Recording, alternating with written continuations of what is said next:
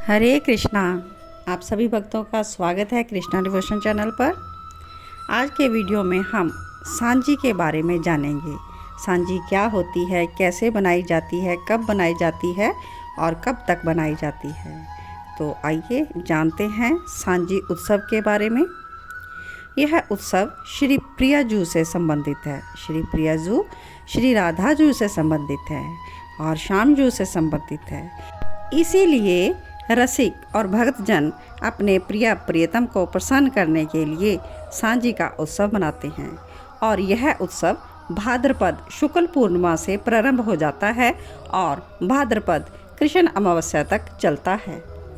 Sanji बनाने की प्रक्रिया कैसे प्रारंभ हुई, इसके विषय में एक कथा है, आइए श्रवण करते हैं। राधा रानी अपने पिता वृषभानु जी के आंगन में सांजी सजाती थी। सांजी के रूप में श्री राधा रानी संध्या देवी का पूजन करती थी। सांजी की शुरुआत राधा रानी द्वारा की गई थी। सर्वप्रथम भगवान कृष्ण के साथ वनों में उन्होंने ही अपनी सहचरियों के साथ सांजी बनाई। वन में आराध्या देव कृष्ण के साथ सांजी बनाना राधा रानी को सर्वप्रिय था। तभी से यह परंपरा ब्रजवासियों ने अपना ली और राधा कृष्ण को रिझाने के लिए अपने घरों के आंगन में सांजी बनाने लगे। सांजी उत्सव के दौरान सांजी पद के द्वारा राधा श्याम सुंदर को रिझाया जाता है। आइए एक पद हम श्रवण करते हैं।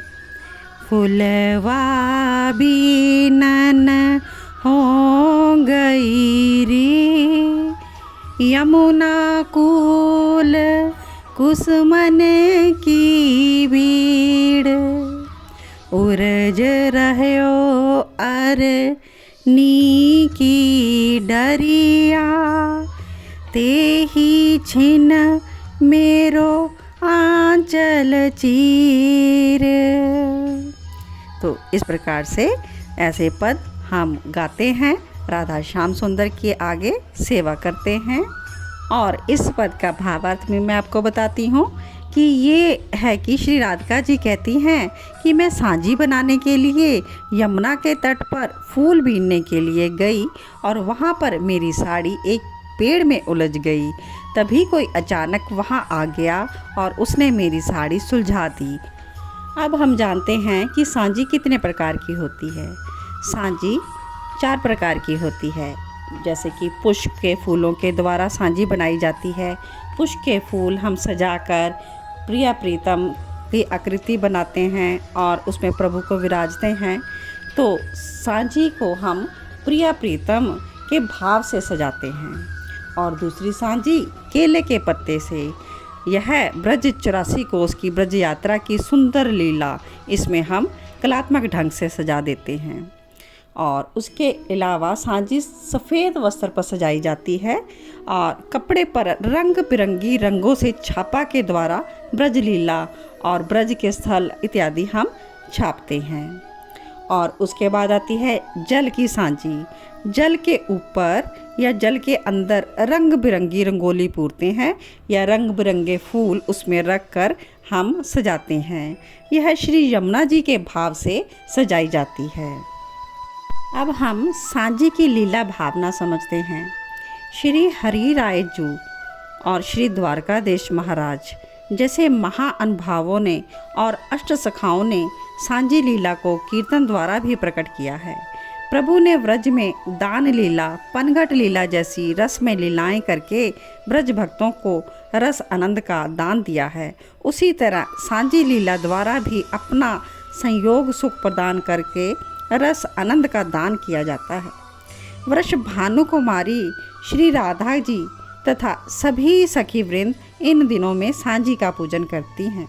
माता कीर्ति रानी श्री राधिका को सुंदर वस्त्रों से सजाकर विविध आभूषण धराती हैं और इतने में सखी वृंद वृषभान जी के वहाँ पधारते हैं और गाते हैं। सब मिल आई लाडली वृषभान नरपति के द्वार। श्री द्वारकेश जी महाराज 52 सखियों के नाम देकर वर्णन करते हैं। यह सब सखी जन संग श्री राधिका जी वन में सांजी के लिए पुष्प लेने जाती थी। सबके श्रीहस्त में बांस की छाप है, नेत्रों में प्रभु दर्शन की तथा हृदय में प्रभु मिलन की उत्कंठा है। वन में विविध प्रकार के पुष्प खिले हैं, जूई, कन्नेर, बकुल, मालती, चंपा इत्यादि अनेक प्रकार के। सखियां फूल लेती हैं और कोई सखी फूल के माला जी बनाती हैं, तो कोई एक दूजे के केश में वेणी गूंथती हैं, कोई फूलों से गेंद बनाती हैं और सुंदर गीत गाती हैं, परस्पर हास्य विनोद करती हैं। वन में गोचारण के लिए पधारे हुए श्याम सुंदर को जब यह खबर मिलती है, ग्वाल बालों को गायों का ध्यान रखने का बोलकर मैया जी की भेजी हुई छाक अभी तक क्यों नहीं आई, मैं ज़रा देख कर आता हूँ, ऐसा मिथ्या कह सखियाँ जहाँ फूल बीनती हैं वहाँ पर प्रभु पधारते हैं। फूल के गेंद से खेलते हुए पधारते हैं और गेंद सखियों के मध्य में आकर गिरता है। गेंद ढूंढने के बहाने प्रभु वहाँ पहुँच जाते हैं और अनजाने बनकर पूछते हैं, अरे तुम कौन हो री, वन में फुलवा बीनने वाली हो या वन में हम सदा बस्त हैं, हम ही करते रखवारी, सखियाँ जवाब देती हैं। ललिता जी कहती हैं, यह वृष भानु कुमारी श्री राधिका जी हैं और हम सांझी के फूल लेने यहाँ पर आई हैं।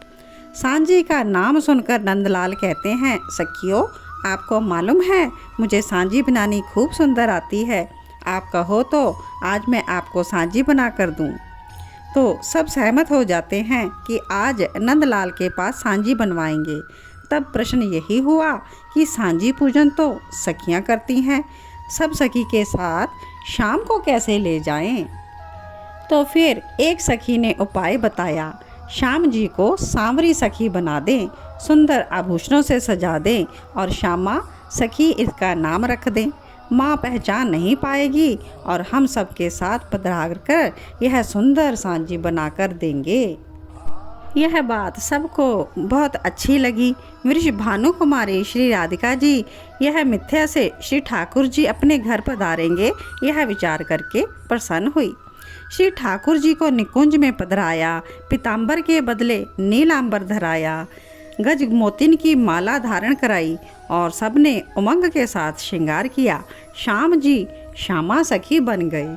सब सखियों ने फूल की छाप भर ली और ऊपर सुंदर पीले वस्त्र बिछा दिए। किसी ने छाप मस्तक पर रख दी, किसी ने श्रीहस्त में, किसी ने कटी पर रख दी। श्री राधिका जी तथा श्याम जी एक दूसरे का श्रीहस्त पकड़कर सबके आगे आगे चलने लगे।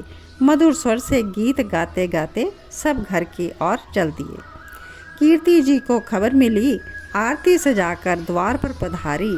कुंवरी के संग अनजान सखी को देखकर पूछा, लली यह तुम्हारे संग कौन है? आप दोनों की जोड़ी खूब सुंदर लगती है।